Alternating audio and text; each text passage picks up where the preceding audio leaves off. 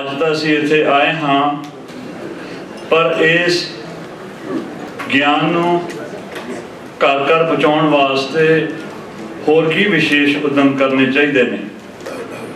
ਸੋ ਇੱਕ ਸੁਝਾਅ ਇਹ ਆਇਆ ਕਿ ਆਪ ਜੀ ਜਿਤਨੇ ਵੀ ਦੂਰ ਦਰਾਡਿਓਂ ਇੱਥੇ ਆਏ ਹੋ, ਘਰਾਂ ਵਿੱਚ ਜਾ ਕੇ, ਆਪੋ ਆਪਣੇ ਸ਼ਹਿਰਾਂ ਵਿੱਚ ਜਾ ਕੇ ਇਸ ਗਿਆਨ ਦੀ, ਗੁਰਮਤ ਦੀ ਗੱਲ ਨੂੰ ਸਮੁੱਚੇ ਸਮਾਜ ਵਿੱਚ ਪਹੁੰਚਾਉਣ ਵਾਸਤੇ, ਖਾਸ ਕਰਕੇ ਜੇ ਬਾਹਰ ਨਹੀਂ ਤਾਂ ਕਮ ਸੇ ਕਮ ਸਿੱਖ ਘਰਾਂ ਦੇ ਵਿੱਚ ਪਹੁੰਚਾਉਣ ਵਾਸਤੇ ਜੋ ਅਣਮਤੀ ਹੈ, ਇਹਨੂੰ ਗਲਤ ਅੱਖਰਾਂ ਦੇ ਨਾਲ ਇਸ ਦਾ ਪ੍ਰਚਾਰ ਕਰ ਰਹੇ ਨੇ, ਉਹਦਾ ਮੁਕਾਬਲਾ ਕਰਨ ਹਿੱਤ ਉਹਨਾਂ ਨੂੰ ਸਹੀ ਸੇਧ ਦੇਣ ਵਾਸਤੇ ਆਪੋ ਆਪਣੇ ਸ਼ਹਿਰਾਂ ਦੇ ਵਿੱਚ ਵੀ ਜਾ ਕੇ ਇਸ ਤਰ੍ਹਾਂ ਦੇ ਪ੍ਰੋਗਰਾਮ ਆਯੋਜਿਤ ਕੀਤੇ ਜਾਣ।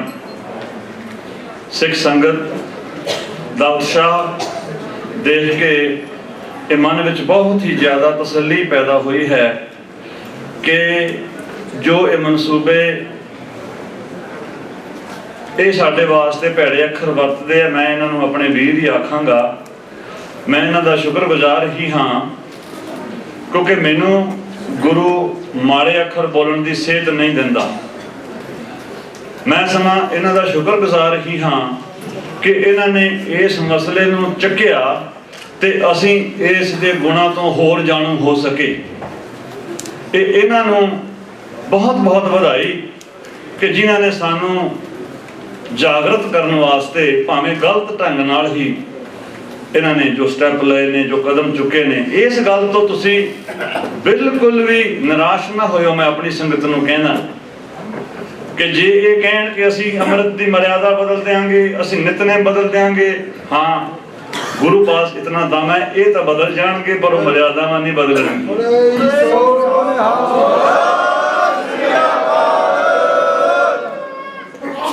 ਸੋ ਭਾਈ, ਆਪ ਜੋ ਇਤਨੀ ਦੂਰੋਂ ਇਹਨਾਂ ਵਿਦਵਾਨਾਂ ਨੂੰ ਸੁਣਨ ਵਾਸਤੇ ਇੱਥੇ ਆਏ ਹੋ, ਮੈਂ ਭੁੱਲ ਨਾ ਜਾਵਾਂ, ਸਿੱਖ ਸੰਗਤ ਰੇਡੀਓ ਦੇ ਜ਼ਰੀਏ ਇੰਟਰਨੈਟ ਤੇ ਜੋ ਇਹ ਪੋਡਕਾਸਟ ਵੀ ਹੋ ਰਿਹਾ ਹੈ, ਇੰਟਰਨੈਟ ਦੇ ਜ਼ਰੀਏ ਲਾਈਵ ਬ੍ਰੌਡਕਾਸਟ ਵੀ ਹੋ ਰਿਹਾ ਹੈ।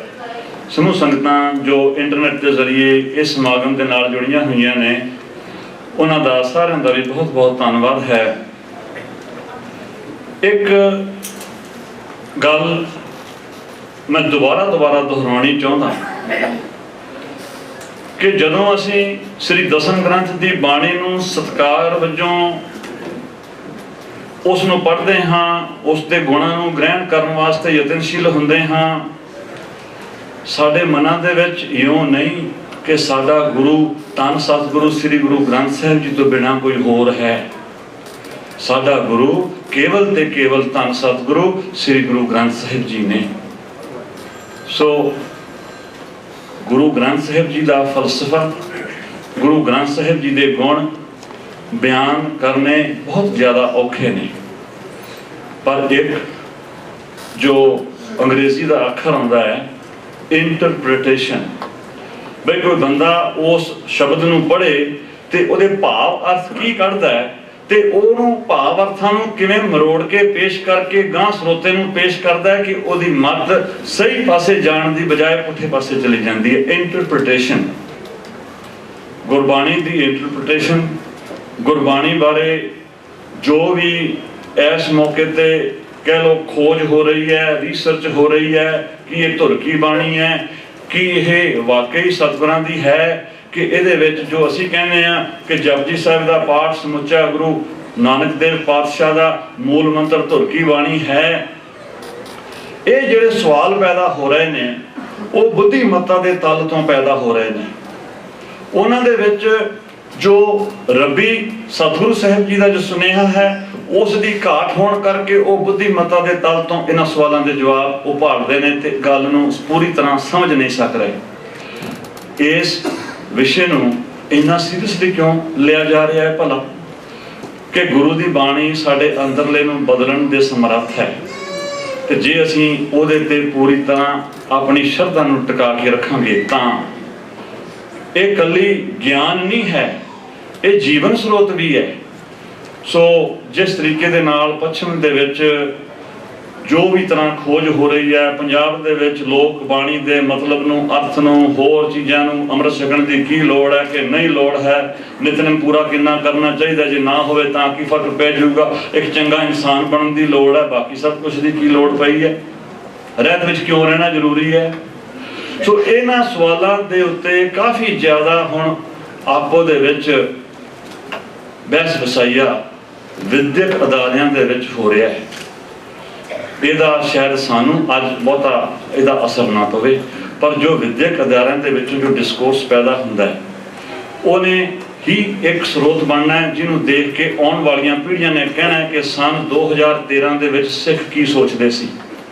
ਅਸੀਂ ਇੱਥੋਂ ਖੜ ਕੇ ਜੋ ਗੱਲ ਕਰ ਜਾਣੀ ਹੈ ਉਹਦਾ ਮੁੱਲ ਉਹ ਨਹੀਂ ਪੈਣਾ, ਮੁੱਲ ਕੇਵਲ ਉਸ ਗੱਲ ਦਾ ਪੈਣਾ ਜੋ ਉਹਨਾਂ ਨੇ ਆਪਣੀਆਂ ਕਿਤਾਬਾਂ ਦੇ ਵਿੱਚ ਲੇਖਾਂ ਦੇ ਰੂਪ ਵਿੱਚ ਲਿਖ ਕੇ ਚਲੇ ਜਾਣਾ ਹੈ। ਉਹ ਸਾਨੂੰ ਉਸ ਗੱਲ ਤੋਂ ਸਾਨੂੰ ਜਾਣੂ ਹੋਣਾ ਚਾਹੀਦਾ।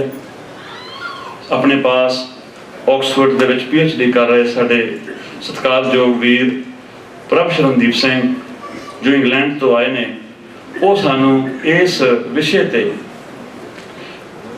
Sikhi and modernist discourse, re-examining the interpreted patterns in the 20th century.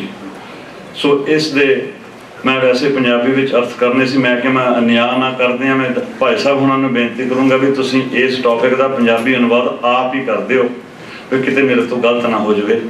ਸੋ ਮੈਂ ਬੇਨਤੀ ਕਰੂੰਗਾ ਭਾਈ ਸਾਹਿਬ ਪ੍ਰਭ ਸ਼ਰਨਦੀਪ ਸਿੰਘ ਨੂੰ ਕਿ ਉਹ ਆ ਕਰਕੇ ਅੱਧੇ ਘੰਟੇ ਵਾਸਤੇ ਸਮੂਹ ਸੰਗਤ ਨੂੰ ਆਪਣੇ ਵਿਚਾਰਾਂ ਤੋਂ ਜਾਣੂ ਕਰਾਉਣ। ਆਪ ਜੀ ਨੇ ਬਹੁਤ ਸਹਿਯੋਗ ਦਿੱਤਾ ਹੈ, ਤਸੱਲੀ ਨਾਲ ਆਪ ਜੀ ਸਜਿਓ।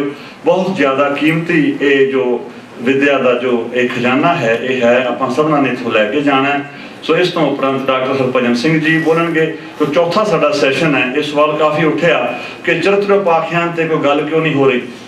ਤੁਸੀਂ ਕੁਝ ਲੁਕਾਉਣਾ ਚਾਹੁੰਦੇ ਹੋ, ਅਸੀਂ ਕੁਝ ਲੁਕਾਉਣਾ ਨਹੀਂ ਚਾਹੁੰਦੇ। ਅਸੀਂ ਉਸ ਫ੍ਰੀ ਫਲੋ ਵਿੱਚ ਤੁਰਨਾ ਚਾਹੁੰਦੇ ਹਾਂ ਜਿਹਦੇ ਨਾਲ ਕਿ ਅਸੀਂ ਜੋ ਗੁਣ ਗਿਆਨ ਸਾਰਿਆਂ ਨੂੰ ਅਸੀਂ ਪੂਰਾ ਬਰਾਬਰ ਦਾ ਜੋ ਸਾਡਾ ਅਹਿਮੀਅਤ ਹੈ ਉਹ ਅਸੀਂ ਦੇ ਕੇ ਉਹਦੇ ਤੇ ਅਸੀਂ ਗੱਲ ਕਰ ਸਕੀਏ।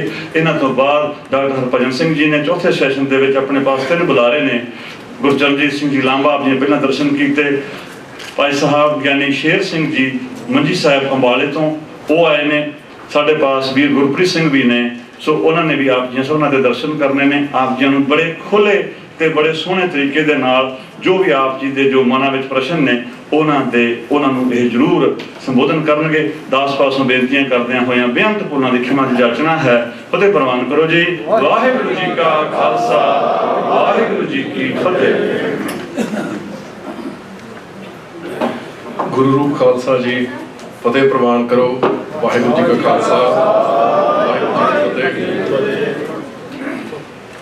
ਮੈਂ ਧੰਨਵਾਦੀ ਹਾਂ ਸੈਮੀਨਾਰ ਦੇ ਪ੍ਰਬੰਧਕਾਂ ਦਾ, ਪਹਿਲਾਂ ਤਾਂ ਇਹ ਸੈਮੀਨਾਰ ਆਯੋਜਿਤ ਕਰਨ ਲਈ ਤੇ ਫਿਰ ਮੈਨੂੰ ਇੱਥੇ ਸੰਗਤਾਂ ਨਾਲ ਆਪਣੇ ਖਿਆਲ ਸਾਂਝੇ ਕਰਨ ਦਾ ਮੌਕਾ ਦੇਣ ਲਈ। ਸ਼ੁਰੂ ਕਰਨ ਤੋਂ ਪਹਿਲਾਂ ਮੈਂ 1-2 ਸ਼ਬਦ ਕਹਿਣੇ ਚਾਹੁੰਦਾ। ਅੱਜ ਇੱਥੇ ਡਾਕਟਰ ਹਰਭਜਨ ਸਿੰਘ ਸਾਡੇ ਦਰਮਿਆਨ ਆਏ ਆ। ਮੈਂ ਇਹਨਾਂ ਨੂੰ ਬਹੁਤ ਲੰਬੇ ਸਮੇਂ ਤੋਂ ਜਾਣਦਾ ਹਾਂ, ਜਦੋਂ ਮੈਂ ਪੰਜਾਬੀ ਯੂਨੀਵਰਸਿਟੀ ਪੜ੍ਹਦਾ ਸੀ। ਤੇ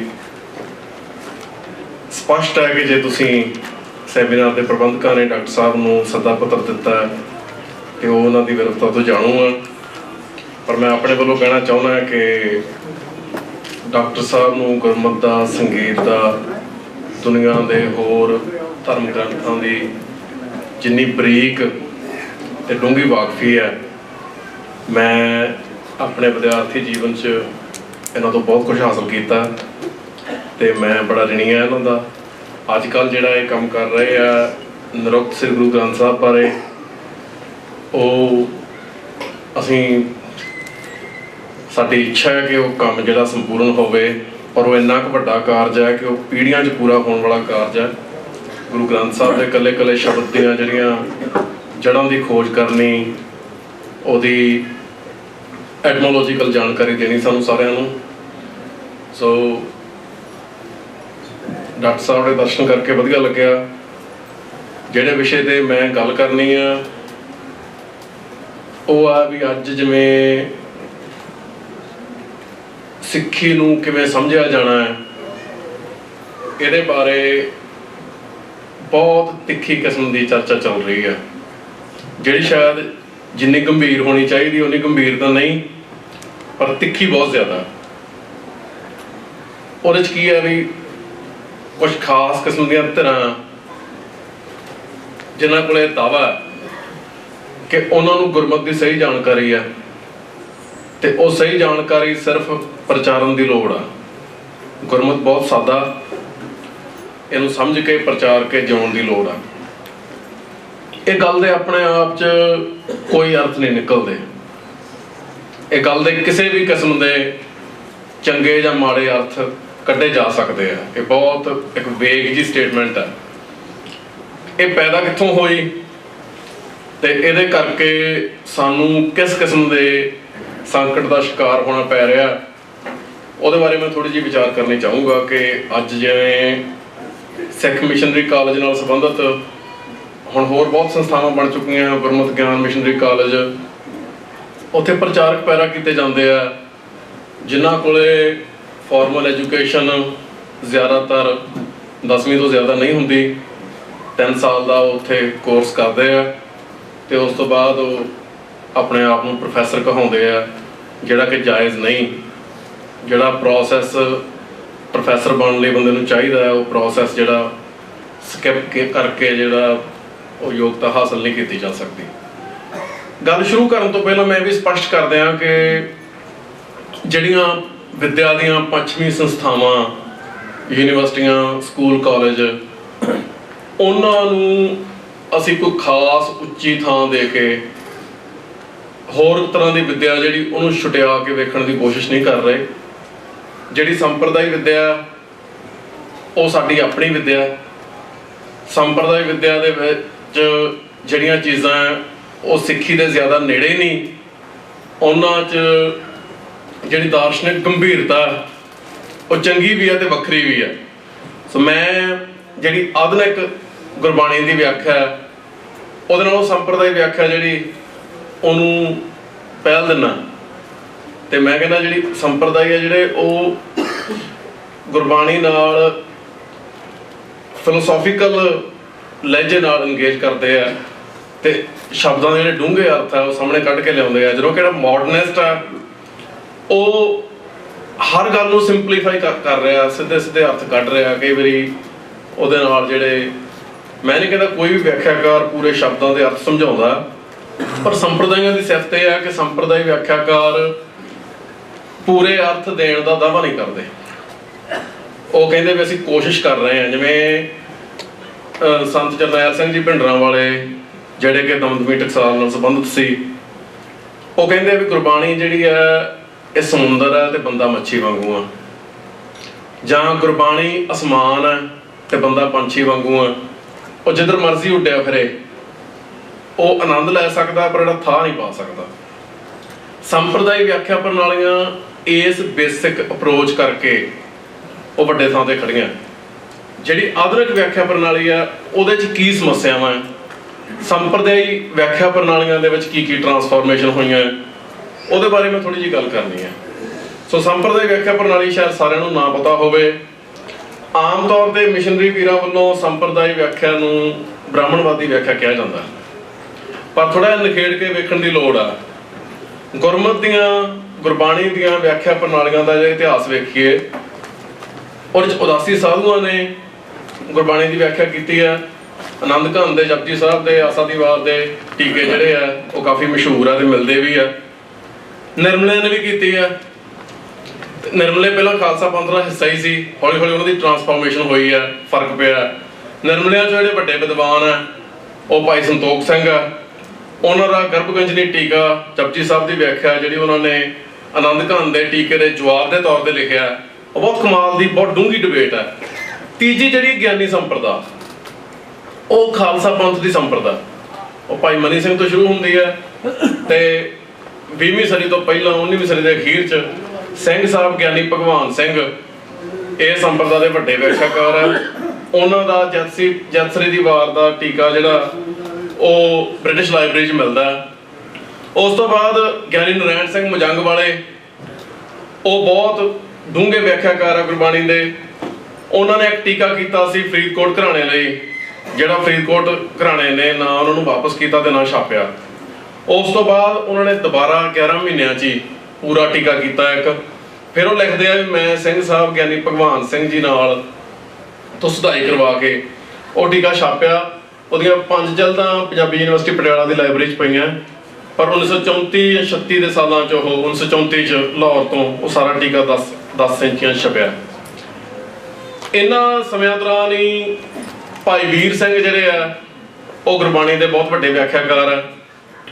ਭਾਈ ਵੀਰ ਸਿੰਘ ਜੀ ਦੇ ਨਾਨਾ ਗਿਆਨੀ ਹਜ਼ਾਰਾ ਸਿੰਘ ਜੀ ਨੇ ਉਹਨਾਂ ਨੂੰ ਗੁਰਮਤਿ ਦੀ ਵਿੱਦਿਆ ਦਿੱਤੀ, ਤੇ ਗਿਆਨੀ ਹਜ਼ਾਰਾ ਸਿੰਘ ਨੇ ਵਿੱਦਿਆ ਲਈ ਭਾਈ ਚੰਦਾ ਸਿੰਘ ਤੋਂ। ਭਾਈ ਚੰਦਾ ਸਿੰਘ ਨੇ 1793 ਦੇ ਸਾਲਾਂ 'ਚ ਸ੍ਰੀ ਗੁਰੂ ਗ੍ਰੰਥ ਸਾਹਿਬ ਪਰਿਆਏ ਲਿਖੇ ਆ, ਇੱਕ general broad commentary Guru Granth Sahib ਦੇ ਉੱਤੇ।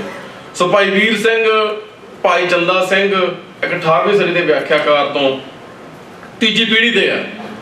ਸੋ ਉਹ ਤੁਸੀਂ ਜ਼ਿਆਦਾ ਦੂਰ ਜਾਣ ਦੀ ਲੋੜ ਨਹੀਂ, ਤੁਸੀਂ ਇਹਨਾਂ ਬੰਦਿਆਂ ਦਾ ਮੂਲ ਮੰਤਰ ਦੀ ਵਿਆਖਿਆ ਹੀ ਵੇਖੋ ਜਾਂ ਏਕ ਓਂਕਾਰ ਦੀ ਵਿਆਖਿਆ ਹੀ ਵੇਖੋ, ਉਹਦੇ ਨਾਲ ਜਿਹੜੀ ਦਾਰਸ਼ਨਿਕ ਗੰਭੀਰਤਾ ਇਹਨਾਂ ਵਿਆਖਿਆ ਪ੍ਰਣਾਲੀਆਂ ਦੇ ਵਿੱਚ ਮਿਲਦੀ ਹੈ ਉਹ ਜ਼ਾਹਰ ਹੋ ਜਾਂਦੀ ਹੈ।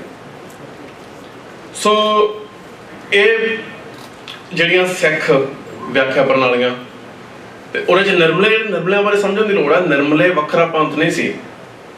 1862 ਦੀ ਇੱਕ ਨਿਰਮਲਿਆਂ ਦਾ ਜਿਹੜਾ ਬਾਈਲਾਜ਼ ਵਰਗੀ ਇੱਕ ਰੂਲਸ ਐਂਡ ਰੈਗੂਲੇਸ਼ਨ ਵਰਗੀ ਲਿਖਤ ਮਿਲਦੀ ਹੈ, ਜਿਹਦੇ 'ਚ ਉਹਨਾਂ ਨੇ ਲਿਖਿਆ ਵੀ ਡੇਰੇ ਦਾ ਮਹੰਤ 5 ਕਕਾਰਾਂ ਦਾ ਧਾਰਨੀ ਹੋਣਾ ਚਾਹੀਦਾ। 5 ਕਕਾਰ ਤਾਂ ਅੰਮ੍ਰਿਤਧਾਰੀ ਸਿੱਖ ਹੀ ਧਾਰਦਾ। ਸੋ 10ਵੇਂ ਪਾਤਸ਼ਾਹ ਵੇਲੇ ਜਦੋਂ ਨਿਰਮਲੇ ਸਕਾਲਰਸ਼ਿਪ 'ਚ ਆਏ ਆ, ਉਹ ਖਾਲਸਾ ਅੰਮ੍ਰਿਤਧਾਰੀ ਸਿੰਘ ਸੀ ਜਿਹੜੇ ਸਕਾਲਰਲੀ ਐਕਟੀਵਿਟੀ ਕਰਦੇ ਸੀ। ਹੌਲੀ ਹੌਲੀ ਉਦਾਸੀਆਂ ਨਾਲ ਡਾਇਲਾਗ ਦੇ ਵਿੱਚ, ਉਦਾਸੀਆਂ ਦੇ ਵਿੱਚ ਬੇਦੀਆਂ ਦਾ ਬੋਲਬਾਲਾ ਸੀ। ਬੇਦੀ ਜਿਹੜੀ ਗੁਰੂ ਸਾਹਿਬ ਨੂੰ ਉਸ ਤਰੀਕੇ ਨਾਲ ਐਕਨੋਲਜ ਨਹੀਂ ਸੀ ਕਰਦੇ, ਬਾਬਾ ਸ੍ਰੀ ਚੰਦ ਤੋਂ ਵੱਖਰੀ ਲੀਹ ਚਲਾਉਂਦੇ ਸੀ। ਸੋ ਉਹ ਬੇਦੀਆਂ ਕਰਕੇ ਉਦਾਸੀਆਂ ਦੇ ਰਾਹੀਂ ਜਿਹੜਾ ਬ੍ਰਾਹਮਣਵਾਦ ਹੈ ਉਹ ਆਇਆ ਵੀ ਹੈ, ਉਹਨਾਂ ਤੇ ਅਸਰ ਵੀ ਪਏ ਆ। ਪਰ ਨਿਰਮਲਾ ਸੰਪਰਦਾਇ ਅੱਡ ਹੈ, ਦਮਦਮੀ ਟਕਸਾਲ ਅੱਡ ਹੈ, ਨਿਹੰਗ ਸਿੰਘ ਅੱਡ ਹੈ। ਜਿਹੜੇ ਨਿਹੰਗ ਸਿੰਘਾਂ ਦੀ ਵਿਆਖਿਆ ਪ੍ਰਣਾਲੀ ਉਹਦੇ ਬਾਰੇ ਮੈਂ ਜ਼ਿਕਰ ਨਹੀਂ ਕੀਤਾ, ਪਰ ਨਿਹੰਗ ਸਿੰਘ ਜਿਹੜੇ ਆ ਉਹ ਵੀ ਖਾਲਸਾ ਪੰਥ ਦੇ ਵਿਦਵਾਨ ਸੀ, ਉਹਨਾਂ ਦੀ ਬੜੀ ਕਮਾਲ ਕੰਟਰੀਬਿਊਸ਼ਨ ਰਹੀ ਹੈ। ਹੁਣ ਕੀ ਹੋਇਆ? 1849 'ਚ ਸਿੱਖ ਰਾਜ ਤਬਾਹ ਹੋ ਗਿਆ। 1849 ਤੋਂ ਪਹਿਲਾਂ ਇੱਕ ਫੁੱਲ ਫਲੈਜਡ ਵੈਲ ਐਸਟੈਬਲਿਸ਼ਡ ਜਿਹੜਾ ਸਿੱਖਾਂ ਦਾ ਐਜੂਕੇਸ਼ਨ ਸਿਸਟਮ ਮਹਾਰਾਜਾ ਰਣਜੀਤ ਸਿੰਘ ਨੇ ਬਣਾਇਆ। 1875 ਦੇ ਵਿੱਚ ਇੰਗਲੈਂਡ 'ਚ ਐਜੂਕੇਸ਼ਨ ਜਿਹੜੀ ਆ ਲਾਜ਼ਮੀ ਹੁੰਦੀ ਹੈ ਹਰ ਬੰਦੇ ਲਈ। ਪੰਜਾਬ 'ਚ 1849 ਤੋਂ ਪਹਿਲਾਂ ਸੀ।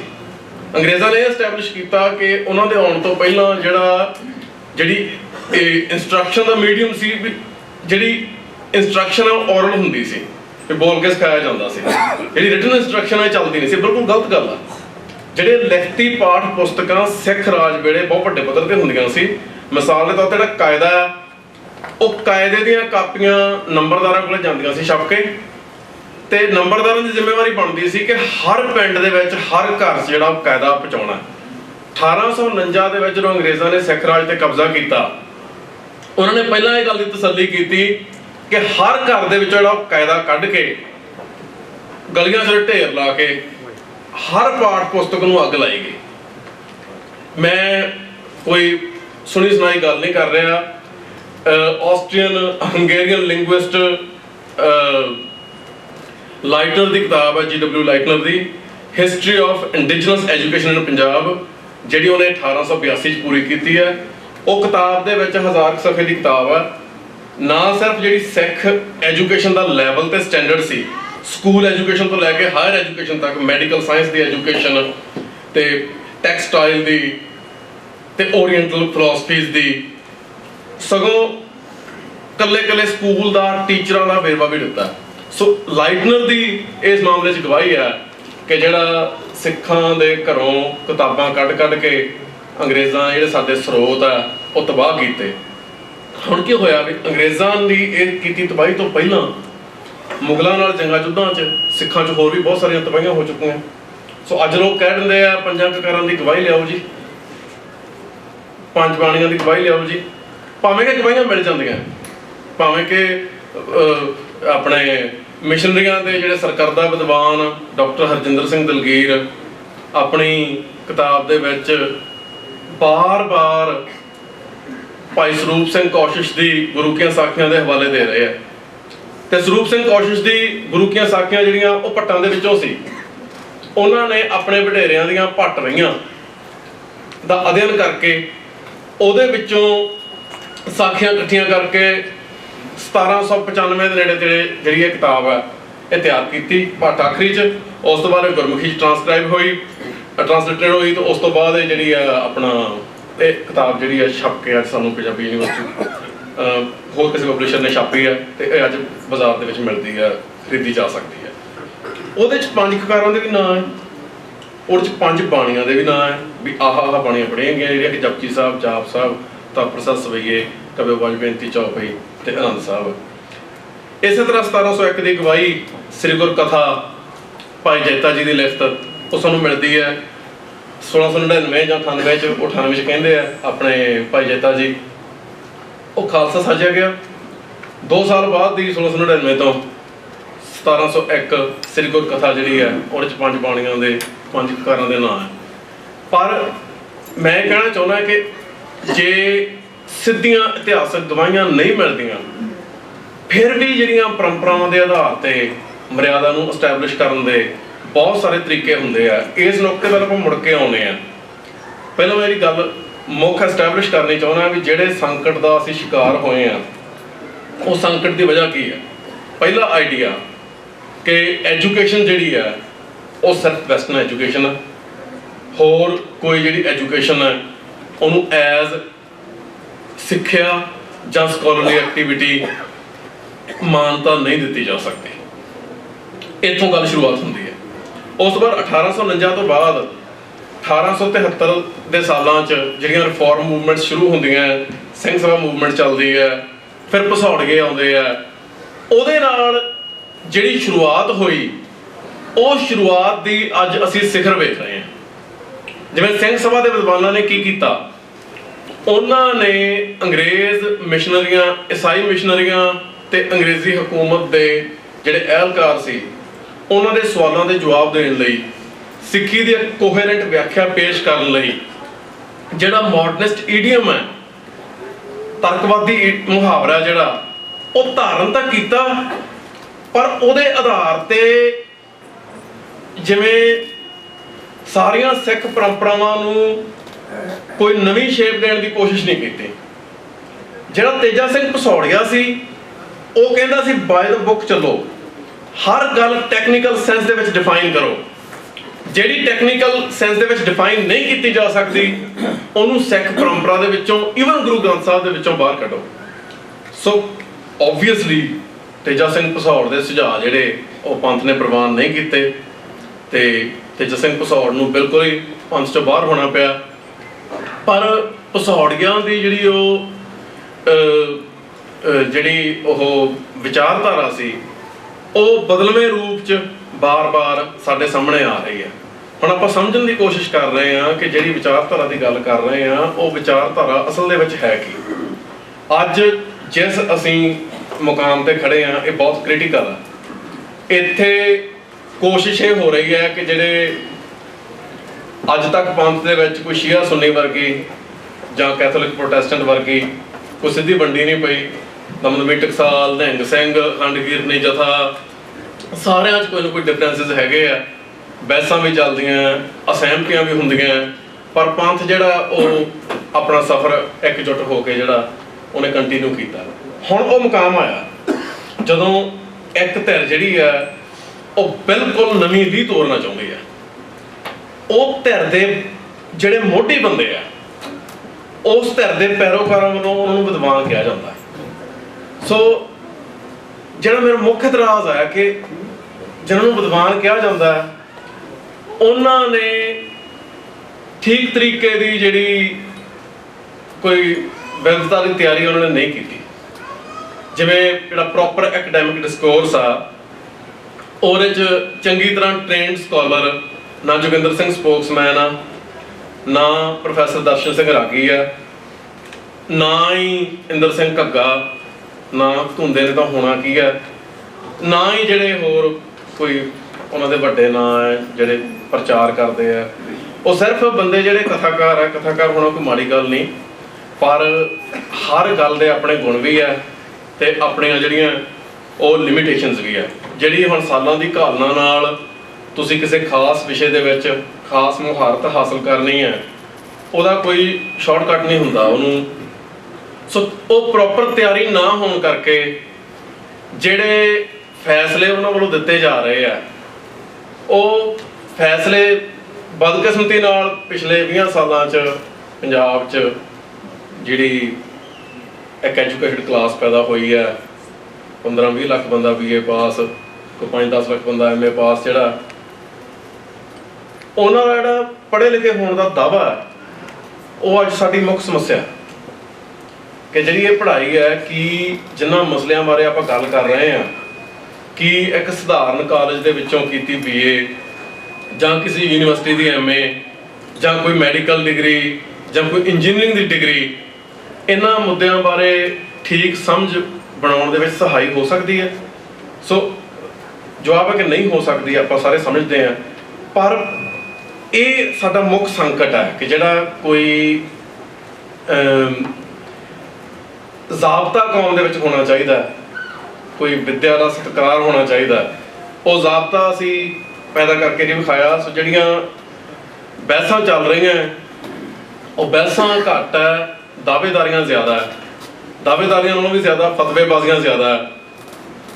5-7 ਮਿੰਟ ਦੀ ਗੱਲਬਾਤ ਤੋਂ ਬਾਅਦ ਗੱਲ ਇੱਥੇ ਪਹੁੰਚ ਜਾਂਦੀ ਹੈ ਵੀ ਕੌਣ ਕਾਂਗਰਸ ਲਈ ਕੰਮ ਕਰ ਰਿਹਾ ਹੈ ਤੇ ਕੌਣ RSS ਦਾ ਏਜੰਟ ਹੈ, ਕੌਣ ਕਿੱਥੋਂ ਆਇਆ, ਕੌਣ ਕਿੱਥੇ ਜਾਣਾ ਹੈ। ਬਹੁਤ ਹੀ ਹਲਕੇ ਪੱਧਰ ਦਾ ਜਿਹੜਾ ਇਹ ਵਰਤਾਰਾ ਜਦੋਂ ਸਾਨੂੰ ਬਚਣ ਦੀ ਲੋੜ ਆ। ਸੋ ਇਹ ਸਾਰਾ ਕੁਝ ਪੈਦਾ ਕਿੱਥੋਂ ਹੋਇਆ? ਸਵਾਲ ਇਹ ਆ। ਇਹਦਾ ਸਿੰਪਲ ਜਵਾਬ ਹੈ ਕਿ ਅੰਗਰੇਜ਼ ਜਿਹੜੇ ਆ ਉਹ ਇੱਕ ਰੈਸ਼ਨਲਿਸਟ ਥਿੰਕਿੰਗ ਦਾ ਪੈਟਰਨ ਲੈ ਕੇ ਆਏ, ਜਿਹਨੂੰ ਸਿੱਖਾਂ ਨੇ ਸਿੰਘ ਸਭਾ ਦੇ ਦੌਰਾਨ ਅਡਾਪਟ ਕੀਤਾ। ਹੁਣ ਜਿਹੜੀ ਉਹ ਤਰਕਵਾਦੀ ਸੋਚਣੀ ਹੈ, ਯੂਰਪ ਦੇ ਵਿੱਚੋਂ ਕਿੱਥੋਂ ਪੈਦਾ ਹੋਈ? ਜਿਹੜੀ ਧਰਮ ਦੀ ਸੋ-ਕਾਲਡ ਨਵੀਂ ਵਿਆਖਿਆ ਉਹ ਯੂਰਪ ਦੇ ਵਿੱਚ ਕਿੱਥੋਂ ਆਈ? ਈਸਾਈਅਤ ਦੀਆਂ ਬਹੁਤ ਸਾਰੀਆਂ ਸੰਪਰਦਾਵਾਂ, ਪਰ ਇਸ ਕੰਟੈਕਸਟ ਦੇ ਵਿੱਚ ਜਿਹੜੀਆਂ ਦੋ ਮੁੱਖ ਦਾ ਮੈਂ ਜ਼ਿਕਰ ਕਰਨਾ ਚਾਹੂੰਗਾ, ਉਹ ਕੈਥੋਲਿਕ ਤੇ ਪ੍ਰੋਟੈਸਟੈਂਟ ਹੈ। ਜਿਹੜਾ ਪ੍ਰੋਟੈਸਟੈਂਟ ਕ੍ਰਿਸਚੀਅਨਿਟੀ ਹੈ ਜਿਹੜੀ, ਉਹ ਜਰਮਨੀ ਤੇ ਫਰਾਂਸ ਦੇ ਵਿੱਚੋਂ ਓਰੀਜੀਨੇਟ ਹੁੰਦੀ ਹੈ। ਜਰਮਨੀ ਦਾ ਜਿਹੜਾ ਥਿਓਲੋਜੀਅਨ ਤੇ ਪ੍ਰਚਾਰਕ ਮਾਰਟਨ ਲੂਥਰ ਹੈ, ਉਹ 1521 ਦੇ ਵਿੱਚ ਜਿਹੜਾ ਪ੍ਰੋਟੈਸਟੈਂਟਿਜ਼ਮ ਹੈ ਉਹਦੀ ਸ਼ੁਰੂਆਤ ਕਰਦਾ। ਭਾਵੇਂ ਕਿ ਆਪਣੀਆਂ ਲਿਖਤਾਂ ਦੇ ਵਿੱਚ ਜਿਹੜਾ ਮਾਰਟਨ ਲੂਥਰ ਹੈ ਉਹ ਫਲਸਫੇ ਨੂੰ ਬਹੁਤ ਸਖਤੀ ਨਾਲ ਲੈਂਦਾ ਤੇ ਫਲਸਫਾਨਾ ਪਹੁੰਚ ਨੂੰ ਰੱਦ ਕਰਦਾ, ਪਰ ਐਕਚੁਅਲੀ ਜਿਹੜੀ ਮਾਰਟਨ ਲੂਥਰ ਦੀ ਥਿੰਕਿੰਗ ਹੈ ਉਹ ਫਿਲਾਸਫੀ ਨੇ ਸ਼ੇਪ ਕੀਤੀ ਹੈ। ਸਪੈਸੀਫਿਕ ਹੋ ਕੇ ਗੱਲ ਕਰਨੀ ਹੋਵੇ ਤਾਂ ਜਿਹੜੀ ਗ੍ਰੀਕ ਫਿਲਾਸਫੀ ਹੈ, ਉਹਨੇ ਜਿਹੜੀ ਮਾਰਟਨ ਲੂਥਰ ਦੀ ਧਰਮ ਬਾਰੇ ਪਹੁੰਚ ਹੈ ਉਹਨੂੰ ਨਿਸ਼ਚਿਤ ਕੀਤਾ। ਜਿਹੜੇ ਪ੍ਰੀ ਸੋਕਰੈਟਿਕਸ ਹੈ, ਹੈਰਾਕਲੀਟਸ, ਥੇਲੀਸ ਵਰਗੇ ਫਿਲਾਸਫਰ, ਉਹਨਾਂ ਦੇ ਵਿੱਚੋਂ ਜਿਹੜੀ ਡਾਇਲੈਕਟੀਕਲ ਥਿੰਕਿੰਗ ਹੈ, ਥੀਸਿਸ, ਐਂਟੀਥੀਸਿਸ ਤੇ ਸਿੰਥੀਸਿਸ, ਵੀ ਇੱਕ ਬੰਦਾ ਇੱਕ ਵਿਚਾਰ ਲੈ ਕੇ ਆਉਂਦਾ, ਦੂਜਾ ਉਹਦੇ ਬਿਲਕੁਲ ਵਿਰੋਧੀ ਵਿਚਾਰ ਲੈ ਕੇ ਆਉਂਦਾ, ਤੇ ਤੀਜਾ ਉਹਨਾਂ ਦੋਵਾਂ ਨੂੰ ਮੇਲ ਕੇ ਇੱਕ ਨਵਾਂ ਵਿਚਾਰ ਕੱਢ ਕੇ ਲੈ ਕੇ ਆਉਂਦਾ। ਇਹਨੂੰ ਡਾਇਲੈਕਟੀਕਲ ਥਿੰਕਿੰਗ ਕਹਿੰਦੇ ਆ। ਇਹ ਪ੍ਰੀ ਸੋਕਰੈਟਿਕਸ ਤੋਂ ਸ਼ੁਰੂ ਹੁੰਦੀ ਹੈ। ਯੂਰਪੀਅਨ ਹੋਣ ਕਾਰਨ ਮਾਰਟਨ ਲੂਥਰ ਦੀ ਸਬਜੈਕਟਿਵਿਟੀ ਨੂੰ ਇਹ ਸ਼ੇਪ ਦੇ ਰਹੀ ਹੈ, ਉਹਦੇ ਮਾਈਂਡ ਨੂੰ ਇਹ ਸ਼ੇਪ ਦੇ ਰਹੀ ਹੈ, ਉਹਦੀ ਅਪਰੋਚ ਨੂੰ ਇਹ ਸ਼ੇਪ ਦੇ ਰਹੀ ਹੈ। ਸੋ ਮਾਰਟਨ ਲੂਥਰ ਜਿਹੜਾ ਉੱਥੋਂ ਜਿਹੜੀ ਇਹ ਰਾਹ ਸ਼ੁਰੂ ਹੁੰਦਾ, ਇਹਦਾ ਫਰਕ ਕੀ ਹੈ? ਕੈਥੋਲਿਕ ਜਿਹੜਾ ਰਿਲੀਜਨ ਹੈ ਉਹ ਕਮਿਊਨਿਟੇਰੀਅਨ ਹੈ, ਪ੍ਰੋਟੈਸਟੈਂਟ ਜਿਹੜਾ ਇੰਡੀਵਿਜੂਅਲਿਸਟਿਕ ਹੈ। ਦੂਜੀ ਗੱਲ ਵੀ ਸਾਡੇ ਵਿੱਚ ਕੋਈ ਵਿਚੋਲਾ ਨਹੀਂ ਹੋਣਾ ਚਾਹੀਦਾ, ਉਹ ਕਹਿੰਦੇ ਕੋਈ ਪ੍ਰੀਸਟਲੀ ਕਲਾਸ ਨਹੀਂ ਹੋਣੀ ਚਾਹੀਦੀ, ਹਰ ਬੰਦਾ ਉਹਦਾ ਰੱਬ ਨਾਲ ਸਿੱਧਾ ਕਨੈਕਸ਼ਨ ਹੋ ਸਕਦਾ। ਤੀਜਾ ਇੱਕ ਸਕ੍ਰਿਪਚਰ। ਸੋ ਇਹ ਆਈਡੀਆਜ਼ ਜਿਹੜੇ ਪ੍ਰੋਟੈਸਟੈਂਟਿਜ਼ਮ ਇਮਰਜ ਕਿਉਂ ਹੋਇਆ? ਕਿਉਂਕਿ ਜਿਹੜਾ ਕੈਥੋਲਿਕ ਚਰਚ ਹੈ ਉਹ ਬਹੁਤ ਜ਼ਿਆਦਾ ਕਰਪਟ ਹੋ ਚੁੱਕਿਆ ਸੀ। ਕਿਉਂਕਿ ਜਿਹੜੀਆਂ ਕੈਥੋਲਿਕ ਚਰਚ ਦੇ ਵਿੱਚ ਪ੍ਰੈਕਟਿਸਿਸ ਹੁੰਦੀਆਂ ਸੀ, ਉਹਦਾ ਧਰਮ ਨਾਲ ਕੋਈ ਦੂਰ ਦਾ ਸੰਬੰਧ ਜਿਹੜਾ ਐਸਟੈਬਲਿਸ਼ ਕਰਨਾ ਵੀ ਮੁਸ਼ਕਲ ਹੈ। ਜਿਵੇਂ ਇਨਕੁਇਜ਼ੀਸ਼ਨ ਹੈ, ਜਿਹੜੇ ਮਾਡਰਨ ਪੁਲਿਸ ਟਾਰਚਰ ਦੇ ਸਾਰੇ ਮੈਥਡ ਹੈ ਉਹ ਕੈਥੋਲਿਕ ਚਰਚ ਦੀ ਇਨਕੁਇਜ਼ੀਸ਼ਨ ਦੇ ਵਿੱਚੋਂ ਆਏ ਆ। ਉਹ ਸਾਰੀ ਜਿਸ ਤਰੀਕੇ ਨਾਲ ਲੋਕਾਂ ਨੂੰ ਬੰਨ੍ਹ ਕੇ ਅੰਦਰ ਅੰਨ੍ਹੇਵਾਹ ਤਸ਼ੱਦਦ ਕਰਕੇ ਜਿਸ ਤਰ੍ਹਾਂ ਦੇ ਕਰਮ ਹੁੰਦੇ ਸੀ, ਹੁਣ ਇਹ ਹਿਸਟਰੀ ਕ੍ਰਿਸਚੀਅਨਿਟੀ ਦੀ ਹੈ, ਇਹ ਹਿਸਟਰੀ ਯੂਰਪ ਦੀ ਹੈ। ਯੂਰਪ ਦੇ ਵਿੱਚ ਰਿਲੀਜਨ ਦਾ ਇੱਕ ਕ੍ਰਾਈਸਿਸ ਆਇਆ, ਉਹਦਾ ਉਹਨਾਂ ਨੇ ਬਦਲ ਲੱਭਿਆ। ਬਦਕਿਸਮਤੀ ਨਾਲ ਸਾਡੀ ਧਰਤੀ ਤੇ ਅੰਗਰੇਜ਼ ਦਾ ਰਾਜ ਹੋਇਆ। ਅੰਗਰੇਜ਼ ਨੇ ਜਿੰਨੀਆਂ ਬਿਮਾਰੀਆਂ ਯੂਰਪ ਦੇ ਵਿੱਚ ਚੱਲਦੀਆਂ ਸੀ ਉਹ ਲਿਆ ਕੇ ਇੱਥੇ ਜਮਾਤੀਆਂ, ਇੱਥੇ ਐਸਟੈਬਲਿਸ਼ ਕਰਤੀਆਂ। ਅਸੀਂ ਅੰਨੇ ਹੋਏ ਉਹਨਾਂ ਵਿਆਖਿਆ ਪ੍ਰਣਾਲੀਆਂ ਦੇ ਹਿਸਾਬ ਨਾਲ ਆਪਣੀਆਂ ਪਰੰਪਰਾਵਾਂ ਨੂੰ, ਆਪਣੇ ਇਤਿਹਾਸ ਨੂੰ, ਆਪਣੇ ਧਰਮ ਨੂੰ, ਆਪਣੇ ਸੱਭਿਆਚਾਰ ਨੂੰ, ਆਪਣੇ ਸਾਹਿਤ ਨੂੰ, ਆਪਣੀ ਰਾਜਨੀਤੀ ਨੂੰ ਉਹਦੇ ਤਹਿਤ ਨਵੇਂ ਸਿਰੇ ਤੋਂ ਪ੍ਰਭਾਵਿਤ ਕਰਨਾ ਸ਼ੁਰੂ ਕਰਤਾ। ਸੋ ਗੱਲ ਅੱਗੇ ਚੱਲਦੀ ਆ, ਇਹਦੇ ਪੈਰਲਲ ਹੀ 100 ਸਾਲ ਬਾਅਦ ਜਿਹੜਾ ਕਾਰਟੀਜ਼ੀਅਨ ਰੈਸ਼ਨਲਿਜ਼ਮ ਹੈ, ਜਿਹਦੇ 'ਚ ਜਿਹੜਾ ਹਿਊਮਨ ਸੈਲਫ ਹੈ ਉਹਨੂੰ ਵੱਖਰੇ ਤੌਰ ਤੇ ਇੰਡੀਵਿਜੂਅਲੀ ਡਿਫਾਈਨ ਕਰਨ ਦੀ ਕੋਸ਼ਿਸ਼ ਕੀਤੀ ਜਾਂਦੀ ਹੈ। ਜਿਹੜਾ ਕਾਰਟੀਜ਼ੀਅਨ ਡੁਐਲਿਟੀ ਹੈ ਉਹ ਹੈ ਕਿ ਜਿਹੜੇ ਦੇਹ ਤੇ ਅੰਦਰਲੀ ਰੂਹ ਇਹ ਇੱਕ ਚੀਜ਼ਾਂ ਨਹੀਂ ਹੋ ਸਕਦੀਆਂ, ਇਹ ਦੋ ਅੱਡ-ਅੱਡ ਚੀਜ਼ਾਂ। ਜਿਹੜੀ ਉਹਦੀ ਫੇਮਸ ਫਰੇਜ਼ ਹੈ ਕੁਜੀਟੋ ਇਰਗੋ ਸੁਮ, ਉਹਦਾ ਮਤਲਬ ਹੈ ਆਈ ਥਿੰਕ ਦੇਅਰਫੋਰ ਆਈ ਐਮ। ਇਹਦਾ ਕੀ ਮਤਲਬ ਹੈ ਵੀ ਜਿਹੜਾ ਹਿਊਮਨ ਬੀਇੰਗ ਆ ਉਹ ਥਿੰਕਿੰਗ ਬੀਇੰਗ ਹੈ, ਜਿਹੜੀ ਮਨੁੱਖ ਨੂੰ ਮੂਲ ਚੀਜ਼ ਪ੍ਰਭਾਸ਼ਿਤ ਕਰਦੀ ਆ ਉਹ ਉਹਦੀ ਸੋਚਣ ਦੀ ਸਮਰੱਥਾ ਹੈ। ਸੋ ਬੰਦੇ ਦਾ ਦਿਮਾਗ, ਬੰਦੇ ਦੀ ਸੋਚਣ ਦੀ ਸ਼ਕਤੀ ਬੰਦੇ ਨੂੰ ਡਿਫਾਈਨ ਕਰਦੀ ਹੈ। ਇਹ ਕਾਰਟੀਜ਼ੀਅਨ ਥਿੰਕਿੰਗ ਹੈ, ਯੂਰਪੀਅਨ ਰੈਸ਼ਨਲਿਜ਼ਮ ਹੈ। ਇਹਦੇ ਆਧਾਰ ਤੇ ਗੁਰਮਤਿ ਦੀ ਵਿਆਖਿਆ ਕਿਵੇਂ ਕੀਤੀ ਜਾ ਸਕਦੀ ਹੈ? ਗੁਰਮਤਿ ਅਸੀਂ ਗੁਰਬਾਣੀ ਤੋਂ, ਸ੍ਰੀ ਗੁਰੂ ਗ੍ਰੰਥ ਸਾਹਿਬ ਦੇ ਆਧਾਰ ਤੇ ਗੁਰਮਤਿ ਨੂੰ ਸਮਝਦੇ ਹਾਂ, ਉਹਦਾ ਰਾਹ ਤੇ ਚੱਲਣ ਦੀ ਕੋਸ਼ਿਸ਼ ਕਰਦੇ ਹਾਂ। ਗੁਰਬਾਣੀ ਦੇ ਵਿੱਚੋਂ ਜਿਹੜਾ ਮਨੁੱਖ ਨਿਕਲਦਾ ਹੈ, ਨਾ ਤਾਂ ਉੱਥੇ ਦੇਹ ਤੇ ਰੂਹ ਦੀ ਕੋਈ ਡੁਐਲਿਟੀ ਹੈ ਵੀ ਦੋ ਅੱਡ-ਅੱਡ ਚੀਜ਼ਾਂ, ਨਾ ਕੋਈ ਇੰਡੀਵਿਜੂਅਲਾਈਜ਼ਡ ਸੈਲਫ ਹੈ ਜਿਹੜਾ ਆਈਸੋਲੇਟ ਕਰਕੇ ਬਾਹਰ ਕੱਢਿਆ, ਨਾ ਹੀ ਉੱਥੇ ਜਿਹੜੀ ਥਿੰਕਿੰਗ ਦੀ ਫੈਕਲਟੀ ਹੈ ਉਹਨੂੰ ਇੰਨੀ ਸੁਪਰੀਮੇਸੀ ਦਿੱਤੀ ਗਈ ਹੈ। ਸਗੋਂ ਜਿਹੜਾ ਤਰਕਵਾਦ ਹੈ, ਗਿਆਨ ਹੈ, ਉਹਨੂੰ ਇੱਕ ਝੱਖ ਮਾਰਨ ਵਾਲੀ ਐਕਟੀਵਿਟੀ ਜਿਹੜੀ ਹੈ, ਜਿਹਦੇ 'ਚ ਉਹਦੇ 'ਚ ਜਿਹੜੀ ਗੰਭੀਰਤਾ ਦੀ ਘਾਟ ਤੇ ਜਿਹੜੇ ਰੌਲੇ ਦੀ ਬਹੁਤਾਤ ਹੈ, ਇਹਦੇ ਵੱਲ ਗੁਰਬਾਣੀ ਸਾਨੂੰ ਇਸ ਕਿਸਮ ਦੇ ਸੁਝਾਅ ਵਾਰ-ਵਾਰ ਜਿਹੜੇ ਆ ਉਹ ਗੁਰੂ ਸਾਹਿਬਾਨ ਵੱਲੋਂ ਗੁਰਬਾਣੀ ਦੇ ਵਿੱਚ ਮਿਲਦੇ ਆ। ਇਹ ਇੱਕ ਹੋ ਗਿਆ। ਉਸ ਤੋਂ ਬਾਅਦ ਫ੍ਰੈਂਚ ਰੈਵੋਲੂਸ਼ਨ ਆਉਂਦਾ। ਫ੍ਰੈਂਚ ਰੈਵੋਲੂਸ਼ਨ ਦੇ ਵਿੱਚ ਜਦੋਂ ਰੈਵੋਲੂਸ਼ਨ ਜਿੱਤ ਜਾਂਦੇ ਆ, ਉਹਨਾਂ ਦੇ ਸਾਹਮਣੇ ਦੋ ਆਬਜੈਕਟਿਵ ਆ।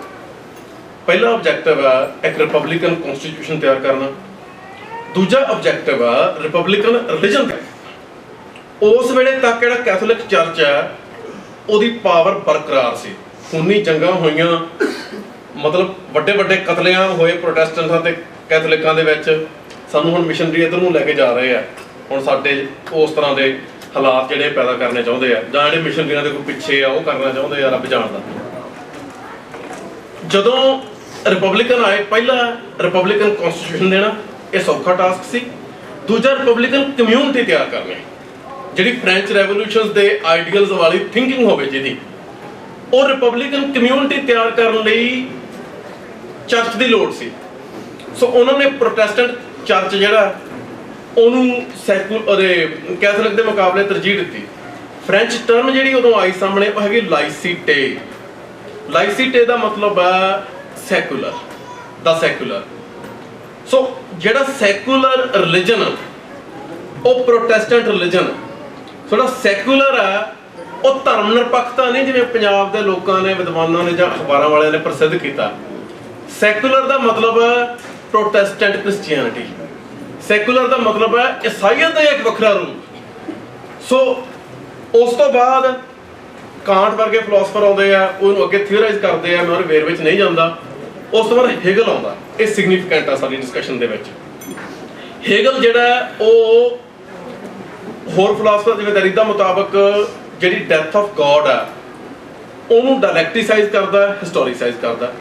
Death of God the theme ਹੈ ਜਿਹੜਾ ਉਹ ਯੂਰਪੀਅਨ ਨਾਇਲਿਜ਼ਮ ਦਾ ਆਧਾਰ ਹੈ, ਤੇ ਮਾਰਟਨ ਲੂਥਰ ਦੇ ਉੱਤੋਂ ਜਿਹੜਾ death of God the theme ਸ਼ੁਰੂ ਹੁੰਦਾ।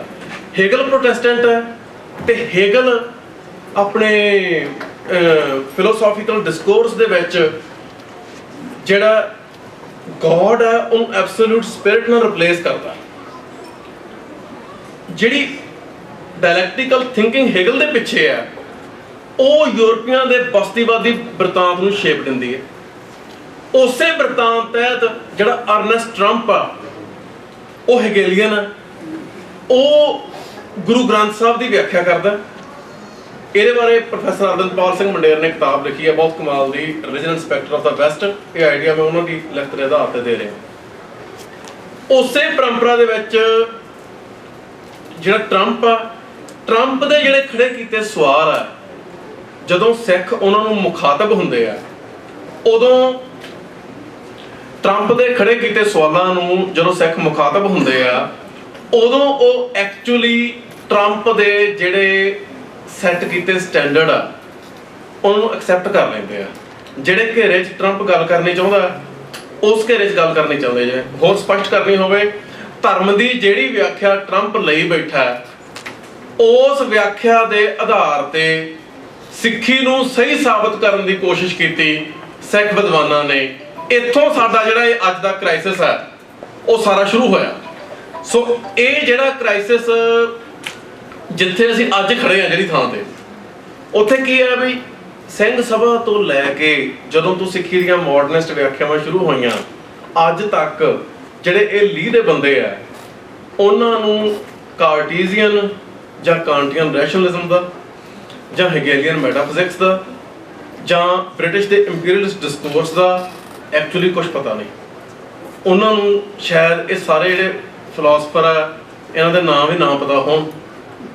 ਜਿਸ ਚੀਜ਼ ਨੂੰ ਤੁਸੀਂ ਅਡਾਪਟ ਕਰਕੇ ਸਿੱਖੀ ਨੂੰ ਨਵੇਂ ਸਿਰਿਓਂ ਪ੍ਰਭਾਸ਼ਿਤ ਕਰਨ ਦੀ ਕੋਸ਼ਿਸ਼ ਕਰ ਰਹੇ ਆ, ਉਹ ਫਲਸਫੇ ਦੀ ਤੁਹਾਨੂੰ ਬੁਨਿਆਦੀ ਪੱਧਰ ਦੀ ਜਾਣਕਾਰੀ ਵੀ ਨਹੀਂ। ਫਿਰ ਐਡੀ ਵੱਡੀ ਜਿਹੜੀ ਦਾਅਵੇਦਾਰੀ ਹੈ ਉਹ ਕਿਸ ਆਧਾਰ ਤੇ ਕੀਤੀ ਜਾਂਦੀ ਹੈ? ਜਿਹੜੀ ਹੁਣ ਥੋੜੀ ਜਿਹੀ ਭਾਸ਼ਾ ਸਖਤ ਹੈ ਪਰ ਸਾਰੀ ਐਕਟੀਵਿਟੀ ਹੈ ਜਿਹੜੀ ਉਹ ਬਹੁਤ ਰਿਡੀਕੂਲਸ ਲੈਵਲ ਦੀ ਐਕਟੀਵਿਟੀ ਹੈ, ਬਹੁਤ ਹਾਸੋਹੀਣਾ। ਜਿਵੇਂ ਸਾਰੀ ਗੱਲ ਦਾ ਇੱਕ ਤਮਾਸ਼ਾ ਬਣਾ ਦਿੱਤਾ ਗਿਆ। ਤੁਸੀਂ ਯੂਰਪੀਅਨ ਫਲਸਫੇ ਨਾਲ ਅੰਗੇਜ ਕਰ ਸਕਦੇ ਆ, ਕਿਸੇ ਨਾਲ ਵੀ ਡਾਇਲੋਗ ਹੋ ਸਕਦਾ ਤੁਸੀਂ, ਪਰ ਉਹਦੇ ਲਈ ਤੁਹਾਨੂੰ ਇੱਕ ਪ੍ਰੋਸੈਸ ਤੋਂ ਲੰਘਣਾ ਪੈਂਦਾ, ਉਹਦੇ 'ਚ ਟ੍ਰੇਨਿੰਗ ਲੈਣੀ ਪੈਂਦੀ ਹੈ, ਉਹਦੇ ਬਾਰੇ ਸਮਝ ਬਣਾਉਣੀ ਪੈਂਦੀ ਹੈ, ਇੱਕ ਪਰਸਪੈਕਟਿਵ ਡਿਵੈਲਪ ਕਰਨਾ ਪੈਂਦਾ। ਫਿਰ ਤੁਸੀਂ ਕੋਈ ਉਹਦੇ ਆਧਾਰ ਤੇ ਉਹਦੇ ਲਈ ਐਜੂਕੇਸ਼ਨ ਦਾ ਪ੍ਰੋਸੈਸ ਆ। ਲੋਕਾਂ ਨੇ ਚੈਨਲ ਬਣਾਏ ਆ, BA ਕਰੋ, MA ਕਰੋ, ਫਿਰ PhD ਕਰੋ, ਫਿਰ ਉਸ ਤੋਂ ਬਾਅਦ ਜਿਹੜੀ ਆਪਣੀ ਜ਼ਿਆਦਾ ਸੀਰੀਅਸ ਸਕਾਲਰਲੀ ਐਕਟੀਵਿਟੀ ਹੈ ਲਿਖਤਾਂ ਦੇ ਰੂਪ 'ਚ, ਉਹ ਬੰਦਾ ਸਾਰੀ ਉਮਰ ਦਾ ਕੰਮ ਹੈ। ਹੁਣ ਤੁਸੀਂ 3 ਸਾਲ ਦਾ ਇੱਕ ਕੋਰਸ ਕਰ ਲਓ ਜਿਸ 'ਚ ਬੇਸਿਕਲੀ ਗੁਰਬਾਣੀ ਕੰਠ ਕਰਾਈ ਜਾਂਦੀ ਹੈ। ਗੁਰਬਾਣੀ ਕੰਠ ਕਰਨਾ ਵੈਸੇ ਕੋਈ ਮਾੜੀ ਗੱਲ ਨਹੀਂ, ਪਰ ਸਕਾਲਰਲੀ ਐਕਟੀਵਿਟੀ ਦੀ ਸਿੱਖਾਂ 'ਚ ਕੋਈ ਅਣਹੋਂਦ ਨਹੀਂ ਰਹੀ। ਜਿਹੜੇ ਗੁਰਬਾਣੀ ਦੇ ਟੀਕਿਆਂ ਦੇ ਮੈਂ ਪਹਿਲਾਂ ਨਾਂ ਲੈ ਚੁੱਕਾ, ਜਿਨ੍ਹਾਂ ਨੇ ਅੰਗਰੇਜ਼ਾਂ ਤੋਂ ਕੋਈ ਪੜ੍ਹਾਈ ਨਹੀਂ ਕੀਤੀ, ਸੰਪਰਦਾਇ ਟੀਕੇ ਆ, ਉਹਨਾਂ ਦੇ ਆਧਾਰ ਤੇ ਤੁਸੀਂ ਵੇਖ ਲਓ ਵੀ ਸਿੱਖਾਂ ਦੀ ਸਕਾਲਰਲੀ ਐਕਟੀਵਿਟੀ ਦਾ ਕੋਈ ਸਟੈਂਡਰਡ ਹੈ ਸੀ।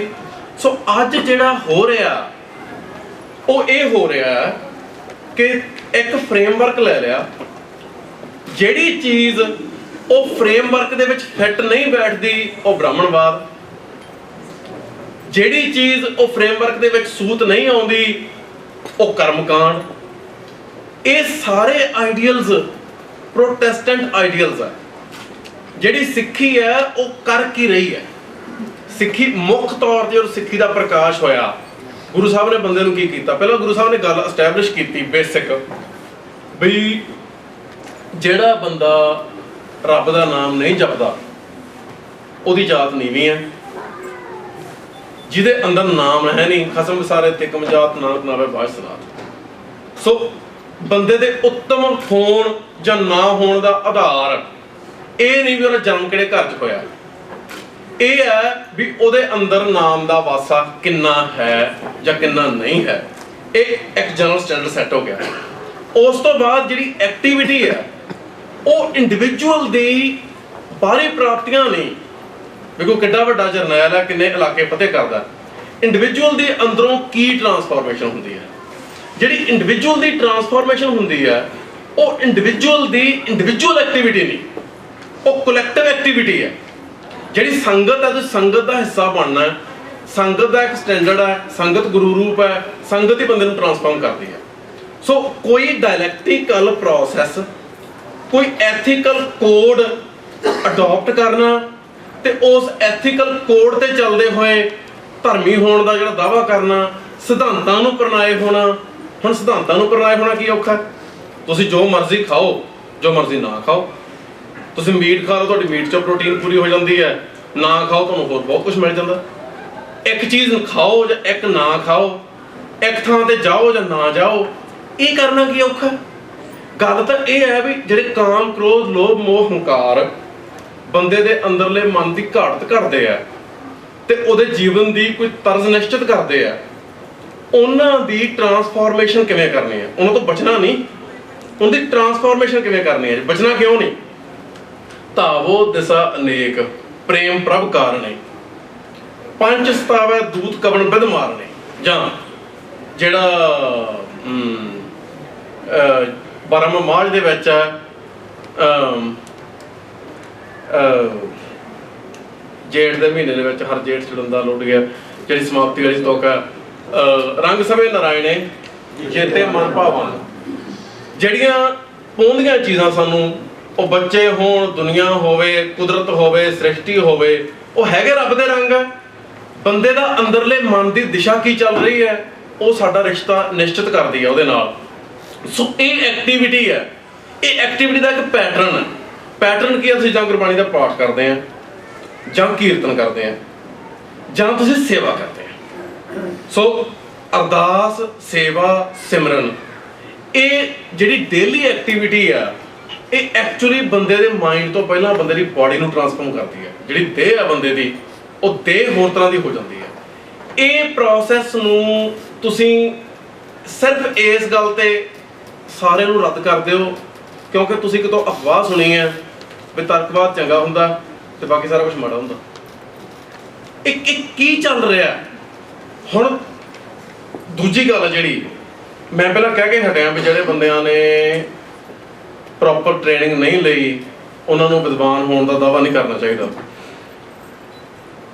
ਪਰ ਜੇ 10-20 ਲੱਖ ਜਾਂ ਸ਼ਾਇਦ ਜ਼ਿਆਦਾ ਲੋਕ ਕੁਝ ਬੰਦਿਆਂ ਨੂੰ ਵਿਦਵਾਨ ਮੰਨਦੇ ਆ, ਫਿਰ ਉਹਨਾਂ ਲਈ ਉਹ ਵਿਦਵਾਨ ਹੈਗੇ ਆ। ਫਿਰ ਜੋ ਕਹਿ ਰਹੇ ਆ ਉਹ ਦਿਸ਼ਾਵਾਂ ਨਿਸ਼ਚਿਤ ਵੀ ਹੋ ਰਹੀਆਂ, ਉਹਦਾ ਕੋਈ ਨਾ ਕੋਈ ਰਿਜ਼ਲਟ ਵੀ ਨਿਕਲ ਸਕਦੇ ਆ। ਮੈਂ ਜਿਹੜੀ ਵਿਸ਼ਫੁਲ ਰੋਮਾਂਟਿਸਾਈਜ਼ ਥਿੰਕਿੰਗ ਹੈ ਉਹਦੇ ਬੜਾ ਹੱਕ 'ਚ ਨਹੀਂ। ਮਿਸਾਲ ਦੇ ਤੌਰ 'ਤੇ ਤੁਸੀਂ ਲੈ ਲਓ, ਗੁਰਮਤਿ ਦੇ ਵਿੱਚ ਦੇਹਧਾਰੀ ਗੁਰੂ ਦਾ ਕੋਈ ਥਾਂ ਨਹੀਂ। ਸਿੱਖਾਂ ਚੋਂ ਨਿਕਲ ਕੇ ਨਾਮਧਾਰੀਆਂ ਨੇ ਇੱਕ ਦੇਹਧਾਰੀ ਗੁਰੂ ਡੰਮ ਚਲਾ ਲਿਆ, ਅਸੀਂ ਕੀ ਕਰ ਲਿਆ ਉਹਨਾਂ ਦਾ? ਚੱਲੀ ਜਾਂਦਾ, ਛੋਟਾ ਵੱਡਾ ਚੱਲੀ ਜਾਂਦਾ ਨਾ। ਜੇ ਕਲਟ ਐਸਟੈਬਲਿਸ਼ ਹੋ ਜਾਂਦਾ ਤੇ ਕਲਟ ਦੀ ਫੋਲੋਇੰਗ ਬਣੀ ਰਹਿੰਦੀ ਹੈ। ਹੁਣ ਇੱਕ ਕਲਟ ਐਸਟੈਬਲਿਸ਼ ਹੋਣ ਜਾ ਰਿਹਾ ਜਿਹਦੀ ਅਗਵਾਈ ਹਰਜਿੰਦਰ ਸਿੰਘ ਦਲਗੀਰ, ਪ੍ਰੋਫੈਸਰ ਦਰਸ਼ਨ ਸਿੰਘ ਰਾਗੀ, ਸਪੋਕਸਮੈਨ, ਘੱਗਾ, ਪਤਾ ਨਹੀਂ ਕੀ ਬੰਦੇ ਜਿਹੜੇ ਆ ਉਹ ਕਰ ਰਹੇ ਆ। ਸੋ ਸਾਡਾ ਕੰਮ ਆ ਜਿਹੜਾ ਇਹਨਾਂ ਗੋਸ਼ਟੀਆਂ ਰਾਹੀਂ ਸਾਨੂੰ ਜਿਹੜੇ ਮੁੱਦਿਆਂ ਬਾਰੇ ਚੇਤਨਾ ਲਿਆਉਣ ਦੀ ਲੋੜ ਹੈ। ਪਹਿਲੀ ਗੱਲ, ਅੰਗਰੇਜ਼ ਦਾ ਸਾਡੀ ਧਰਤੀ ਤੇ ਰਾਜ ਕਰਨਾ ਕੋਈ ਅਕਾਲ ਪੁਰਖ ਦੀ ਬਖਸ਼ਿਸ਼ ਨਹੀਂ ਸੀ, ਉਹ ਇੱਕ ਇਤਿਹਾਸ ਦਾ ਹਾਦਸਾ ਸੀ। ਬਦਕਿਸਮਤੀ ਨਾਲ ਸਾਡਾ ਰਾਜ ਬੇਗਾਨੀ ਧਰ ਦੇ ਕਬਜ਼ੇ 'ਚ ਆ ਗਿਆ। ਉਹਨਾਂ ਨੇ ਅੰਦਰੋਂ ਬਾਹਰੋਂ ਸਭ ਕੁਝ ਤਬਾਹ ਕੀਤਾ, ਸਾਰਾ ਕੁਝ ਟਰਾਂਸਫਾਰਮ ਕੀਤਾ। ਦੂਜੀ ਤਬਾਹੀ, ਸਾਡਾ ਇਕਨੋਮਿਕ ਸਿਸਟਮ ਤਬਾਹ ਹੋਇਆ, ਅੱਜ ਤੱਕ ਰੀਬਿਲਡ ਨਹੀਂ ਹੋਇਆ, ਹੋਰ ਤਬਾਹ ਹੋ ਰਿਹਾ। ਅਸੀਂ ਰੁਜ਼ਗਾਰ ਲਈ ਇੱਥੇ ਆ ਰਹੇ ਹਾਂ, ਸਾਡੇ ਕੋਲੇ ਵਿੱਦਿਆ ਦਾ ਕੋਈ ਆਪਣਾ ਪ੍ਰਬੰਧ ਨਹੀਂ, ਚੱਲ ਰਹੀਆਂ ਵਿਦਿਅਕ ਸੰਸਥਾਵਾਂ 'ਚ ਸਾਡੀ ਕੋਈ ਖਾਸ ਪ੍ਰੈਜ਼ੈਂਸ ਨਹੀਂ।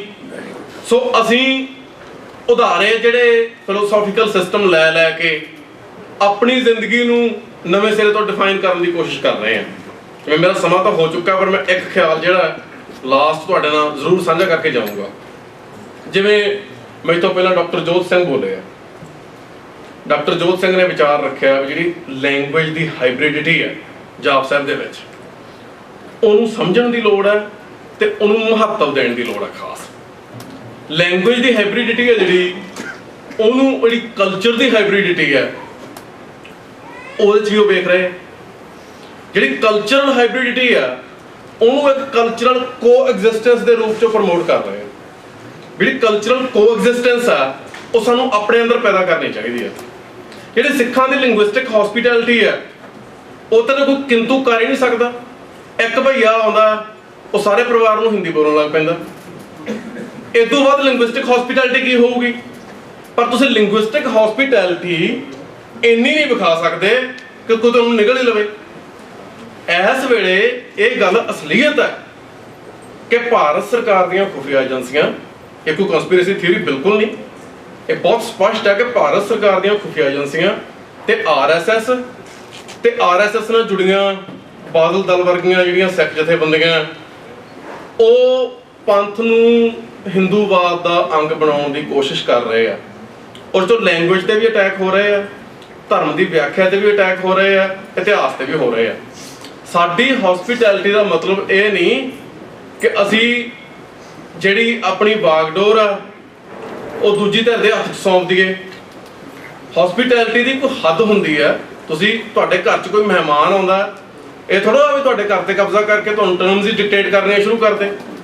ਸਿੱਖੀ ਦੀ ਜਿਹੜੀ ਡਿਸਟਿੰਕਟ ਹੋਂਦ ਆ, ਨਿਆਰਾਪਣਾ ਜਿਹੜਾ ਖਾਲਸਾ ਪੰਥ ਦਾ, ਉਹ ਰਹਿਣਾ ਜ਼ਰੂਰੀ ਹੈ। ਸਿੱਖ ਕਿਸੇ ਨੂੰ ਨਫ਼ਰਤ ਨਹੀਂ ਕਰਦੇ। ਕੀ ਨਫ਼ਰਤ ਕੀਤੀ ਆ ਸਿੱਖਾਂ ਨੂੰ? ਪੰਜਾਬ ਦੇ ਵਿੱਚ ਜੇ.ਐਫ. ਰਿਬੇਰੋ ਕਹਿੰਦਾ ਸੀ ਹਜ਼ਾਰਾਂ ਮੁੰਡੇ AK-47 ਲਈ ਫਿਰਦੇ ਆ, ਕਦੇ ਇੱਕ ਦਿਨ 'ਚ ਹਜ਼ਾਰਾਂ ਹਿੰਦੂ ਕਤਲ ਹੋਏ ਤਾਂ ਵੇਖੇ ਨਹੀਂ। 500 ਬੰਦਾ ਮਰਿਆ 15 ਸਾਲਾਂ 'ਚ, ਉਧਰ 30,000 ਬੰਦਾ ਸਿੱਖ ਮਰਿਆ, ਮਤਲਬ 3 ਦਿਨਾਂ 'ਚ। ਜਿਹੜੀ ਮੌਬ ਦੇ ਰੂਪ 'ਚ ਸਿੱਖਾਂ ਨੇ ਕਿਸੇ ਕਮਿਊਨਿਟੀ ਨੂੰ 1947 ਤੋਂ ਬਾਅਦ ਅੱਜ ਤੱਕ ਨਿਸ਼ਾਨਾ ਬਣਾ ਕੇ ਕਦੇ ਕਤਲੋਗਾਰਤ ਨਹੀਂ ਕੀਤੀ, ਇਹ ਬਹੁਤ ਚੰਗੀ ਗੱਲ ਹੈ। ਸਾਨੂੰ ਇਹ 'ਤੇ ਫਖਰ ਹੋਣਾ ਚਾਹੀਦਾ। 1947 ਕਦੇ ਰਿਪੀਟ ਨਹੀਂ ਹੋਣਾ ਚਾਹੀਦਾ। ਇਹਦਾ ਮਤਲਬ ਇਹ ਬਿਲਕੁਲ ਨਹੀਂ ਹਾਈਬ੍ਰਿਡਿਟੀ ਹੈਗੀ ਆ। ਪਾਣੀ ਦਾ ਮਹਾਰਾਜ ਦੇ ਨਾਲ ਕੀ ਭੇਤ ਹੈ? ਮੈਂ ਤਾਂ ਬਹੁਤ ਛੋਟਾ ਬੰਦਾ, ਇਹਦੇ ਬਾਰੇ ਮੈਂ ਫੈਸਲਾ ਨਹੀਂ ਦੇ ਸਕਦਾ ਮਹਾਰਾਜ ਕੀ ਸੋਚਦੇ ਸੀ, ਉਹਨਾਂ ਨੇ ਕੀ ਕਿਉਂ ਲਿਖਿਆ। ਲੈਂਗੁਏਜ ਜਿਹੜੀ ਗੁਰੂ ਗ੍ਰੰਥ ਸਾਹਿਬ ਦੀ ਹੈ, ਜਾਪ ਸਾਹਿਬ ਦੀ ਹੈ, ਉਹ ਜਿਵੇਂ ਹੈਗੀ ਆ ਉਵੇਂ ਰਹਿਣੀ ਹੈ। ਅਸੀਂ ਉਹਨਾਂ ਕੁਝ ਨਹੀਂ ਕਰ ਸਕਦੇ। ਪਰ ਧਰਤੀ ਦੇ ਉੱਤੇ ਜਿਹੜੇ ਸੈਂਟਰ ਬਣਨੇ ਆ, ਉਹ ਐਜੂਕੇਸ਼ਨ ਦੇ ਸੈਂਟਰ ਹੋਣ, ਉਹ ਰਾਜ ਸੱਤਾ ਦੇ ਸੈਂਟਰ ਹੋਣ, ਉਹ ਕਲਚਰਲ ਸੈਂਟਰ ਹੋਣ, ਉਹ ਸਿੱਖਾਂ ਨੇ ਆਪਣੇ ਬਣਾਉਣੇ ਆ। ਤੇ ਇਹਦਾ ਮਾਡਲ ਵੀ ਗੁਰੂ ਸਾਹਿਬ ਦੇ ਰਹੇ ਆ। ਗੁਰੂ ਸਾਹਿਬਾਨ ਸ਼ਹਿਰ ਵਸਾ ਰਹੇ ਆ, ਉਹ ਸ਼ਹਿਰ ਨਵੀਂ ਸਿਵਿਲਾਈਜੇਸ਼ਨ ਦੇ ਸੈਂਟਰ ਆ। ਮੈਂ ਸਿਵਿਲਾਈਜੇਸ਼ਨ ਸ਼ਬਦ ਵਰਤ ਰਿਹਾ, ਵੱਡਾ ਸ਼ਬਦ ਹੈ, ਪਰ ਉੱਥੇ ਨਵਾਂ ਮਿਊਜ਼ਿਕ ਹੈ, ਨਵਾਂ ਲਿਟਰੇਚਰ ਆ, ਨਵਾਂ ਕਲਚਰ ਆ, ਨਵਾਂ ਟ੍ਰੇਡ ਹੈ। ਟ੍ਰੇਡ ਦੇ ਪੈਟਰਨ ਵੱਖਰੇ ਆ, ਆਰਕੀਟੈਕਚਰ ਨਵਾਂ, ਧਰਮ ਨਵਾਂ। ਸੋ ਉਹ ਬੋਲੀ ਨਵੀਂ ਹੈ। ਇੱਕ ਆਮ ਬੰਦਿਆਂ ਦੀ ਬੋਲੀ ਜਿਹੜੀ ਡਿਵਾਈਨ ਸੋ ਕਾਲ ਡਿਵਾਈਨ ਲੈਂਗੁਏਜ ਸੰਸਕ੍ਰਿਤ ਹੈ, ਉਹਦੇ ਬਰਾਬਰ ਗੁਰੂ ਸਾਹਿਬ ਨੇ ਉੱਚੀ ਕਰਕੇ ਐਸਟੈਬਲਿਸ਼ ਕੀਤੀ ਹੈ। ਸੋ ਜਦੋਂ ਅਸੀਂ ਸਾਡੇ ਵੱਖੋ-ਵੱਖ ਬੰਦਿਆਂ ਦੇ ਵੱਖੋ-ਵੱਖ ਮੁੱਦਿਆਂ ਤੇ ਵੱਖੋ-ਵੱਖਰੇ ਪਰਸਪੈਕਟਿਵ ਹੋ ਸਕਦੇ ਆ, ਪਰ ਮੁੱਖ ਮੁੱਦਾ ਜਿਹੜਾ ਸਾਨੂੰ ਵੀ ਜਿਹੜੀਆਂ ਪਿਛਲੀ 150 ਸਾਲ ਦੇ ਵਿੱਚ ਸਿੱਖਾਂ ਦੇ ਅੰਦਰ ਟਰਾਂਸਫਾਰਮੇਸ਼ਨਸ ਹੋਈਆਂ, ਉਹ ਚੰਗੀਆਂ ਟਰਾਂਸਫਾਰਮੇਸ਼ਨਸ ਨਹੀਂ ਹੋਈਆਂ। ਗੁਰਮਤਿ ਦੀ ਵਿਆਖਿਆ ਗੁਰਮਤਿ ਦੇ ਆਧਾਰ ਤੇ ਹੋਣੀ ਚਾਹੀਦੀ ਹੈ। ਗੁਰੂ ਗ੍ਰੰਥ ਸਾਹਿਬ ਦੀ ਵਿਆਖਿਆ, ਗੁਰੂ ਗ੍ਰੰਥ ਸਾਹਿਬ ਵਿਆਖਿਆ ਪ੍ਰਣਾਲੀ ਗੁਰੂ ਗ੍ਰੰਥ ਸਾਹਿਬ ਦੇ ਵਿੱਚੋਂ ਨਿਕਲਣੀ ਚਾਹੀਦੀ ਹੈ। ਇੱਕ ਸ਼ਬਦ ਦੀ ਵਿਆਖਿਆ ਬਾਕੀ ਗੁਰੂ ਗ੍ਰੰਥ ਸਾਹਿਬ ਦੇ ਹਵਾਲੇ ਨਾਲ ਹੋਣੀ ਚਾਹੀਦੀ ਹੈ। ਸਾਨੂੰ ਇਹ ਗੱਲ ਤੇ ਕੋਈ ਇਤਰਾਜ਼ ਨਹੀਂ। ਸਿਰਫ ਗੁਰੂ ਗ੍ਰੰਥ ਸਾਹਿਬ ਸਾਡੇ ਗੁਰੂ ਆ। ਡਾਕਟਰ ਚੀਮਾ ਪਹਿਲਾਂ ਕਹਿ ਚੁੱਕੇ ਆ, ਮੈਂ ਰਿਪੀਟ ਕਰਦਾ, ਇਹ 'ਚ ਕੋਈ ਸ਼ੱਕ ਨਹੀਂ, ਸਾਰੀ ਦੁਨੀਆ ਜਾਣਦੀ ਹੈ, ਅਸੀਂ ਇਹ ਕਹਿ ਰਹੇ ਹਾਂ। ਪਰ ਜਿਹੜੀ ਪ੍ਰੀ ਮਾਡਰਨ ਸਿੱਖ ਐਕਸੈਜੀਟੀਕਲ ਪੈਟਰਨਸ ਆ, ਜਿਹੜੀਆਂ ਅੰਗਰੇਜ਼ਾਂ ਦੇ ਆਉਣ ਤੋਂ ਪਹਿਲਾਂ ਦੀਆਂ ਸਿੱਖਾਂ ਦੀਆਂ ਵਿਆਖਿਆ ਪ੍ਰਣਾਲੀਆਂ, ਅਸੀਂ ਗਿਆਨੀ ਨਾਰਾਇਣ ਸਿੰਘ ਮੁਜੰਗ ਵਾਲੇ ਜਾਂ ਸਿੰਘ ਸਾਹਿਬ ਗਿਆਨੀ ਭਗਵਾਨ ਸਿੰਘ ਦਾ ਨਾਂ ਜਾਣੇ ਬਗੈਰ, ਉਹਨਾਂ ਦੀ ਕੋਈ ਲਿਖਤ ਪੜ੍ਹੇ ਬਗੈਰ, ਅੱਖਾਂ ਮੀਚ ਕੇ ਸਾਰੀ ਦੀ ਸਾਰੀ ਜਿਹੜੀ ਪ੍ਰੀ ਮਾਡਰਨ ਸਿੱਖ ਸਕਾਲਰਸ਼ਿਪ ਹੈ, ਜਿਹੜੀ ਕਿ ਅੰਗਰੇਜ਼ਾਂ ਦੇ ਪ੍ਰਭਾਵ ਤੋਂ ਮੁਕਤ ਸਿੱਖ ਸਕਾਲਰਸ਼ਿਪ ਹੈ, ਉਹਨੂੰ ਆਊਟਰਾਈਟਲੀ ਬ੍ਰਾਹਮਣਵਾਦ ਦਾ ਨਾਂ ਦੇ ਕੇ ਰੱਦ ਕਰ ਦਿੰਦੇ ਆ। ਇਹ ਬਹੁਤ ਬਦਕਿਸਮਤੀ ਵਾਲੀ ਗੱਲ ਤਾਂ ਹੈ ਹੀ, ਬਹੁਤ ਇਮੈਚੁਰ ਵੀ ਹੈ। ਤੇ ਕੋਈ ਜਿਹੜੇ ਐਕੈਡੈਮਿਕ ਜਾਂ ਇੰਟੈਲੈਕਚੁਅਲ ਸਟੈਂਡਰਡਸ ਆ, ਇਹਦੇ ਪਿੱਛੇ ਕੰਮ ਨਹੀਂ ਕਰ ਰਹੇ। ਅੱਜ ਜਿਹੜਾ ਬਦਕਿਸਮਤੀ ਨਾਲ ਮੀਡੀਆ ਦੀ ਡੈਮੋਕ੍ਰੇਟਾਈਜੇਸ਼ਨ ਹੋ ਗਈ ਆ, ਫੇਸਬੁੱਕ ਆ ਗਈ, ਹੋਰ ਪਤਾ ਨਹੀਂ ਕੀ ਕੀ ਆ ਗਿਆ, ਉਹਦੇ 'ਚ ਕੋਈ ਕ੍ਰਾਈਟੇਰੀਆ ਨਹੀਂ, ਕੋਈ ਪੈਟਰਨ ਨਹੀਂ, ਹਰ ਬੰਦੇ ਕੋਲੇ ਮੌਕਾ, ਕੋਈ ਵੀ ਬੰਦਾ ਕੁਝ ਵੀ ਲਿਖ ਸਕਦਾ। ਸੋ ਕਾਫੀ ਅਨਾਰਕੀ ਵਾਲੀ ਸਿਚੁਏਸ਼ਨ ਹੈ। ਤੇ ਸਾਨੂੰ ਇਹਨਾਂ ਮੁੱਦਿਆਂ ਬਾਰੇ ਮੁੜ ਤੋਂ ਸੋਚਣ ਦੀ ਲੋੜ ਹੈ ਕਿ ਜਿਹੜੇ ਅਸੀਂ ਵਿਚਾਰ ਪੇਸ਼ ਕਰ ਰਹੇ ਹਾਂ, ਉਹ ਵਿਚਾਰਾਂ ਦਾ ਓਰੀਜਨ ਕਿੱਥੋਂ ਹੋਇਆ, ਉਹਨਾਂ ਦੀਆਂ ਲਿਮਿਟੇਸ਼ਨਸ ਕੀ ਹੈ, ਉਹਨਾਂ ਦਾ ਸਕੋਪ ਕੀ ਹੈ, ਉਹਨਾਂ ਦੀਆਂ ਵੱਧ ਤੋਂ ਵੱਧ ਸੰਭਾਵਨਾਵਾਂ ਕੀ ਹੈ। ਬਾਕੀ ਜਿਹੜੀ ਪੰਥ ਨੇ ਸਿਆਸੀ ਤੌਰ ਤੇ ਆਪਣੀ ਹਸਤੀ ਰੱਖਣੀ ਹੈ ਬਰਕਰਾਰ, ਉਹ ਪਹਿਲੀ ਗੱਲ ਹੈ। ਉਹ ਹਸਤੀ ਬਰਕਰਾਰ ਰੱਖਣ ਤੋਂ ਬਾਅਦ ਜਿਹੜੀਆਂ ਬਾਕੀ ਕੌਮਾਂ ਉਹਨਾਂ ਨਾਲ ਸਹਿ ਹੋਂਦ ਰੱਖਣੀ, ਉਹ ਸੈਕੰਡ ਸਟੈਪ ਹੈ। ਜਿਹੜੀ ਅੱਜ ਕੋ ਐਗਜ਼ਿਸਟੈਂਸ ਦਾ ਆਈਡੀਆ, ਉਹ ਸਿੱਖਾਂ ਨੂੰ ਖਤਮ ਕਰਨ ਵਾਲਾ ਆਈਡੀਆ। ਸਾਨੂੰ ਜਿਹੜਾ ਇਹਦੇ ਬਾਰੇ ਚੇਤੰਨ ਰਹਿਣਾ ਚਾਹੀਦਾ। ਇੰਨੀਆਂ ਬੇਨਤੀਆਂ ਕਰਦਾ ਮੈਂ ਖਿਮਾਰਾ ਜਾ ਚੁੱਕਾ। ਵਾਹਿਗੁਰੂ ਜੀ ਕਾ ਖਾਲਸਾ।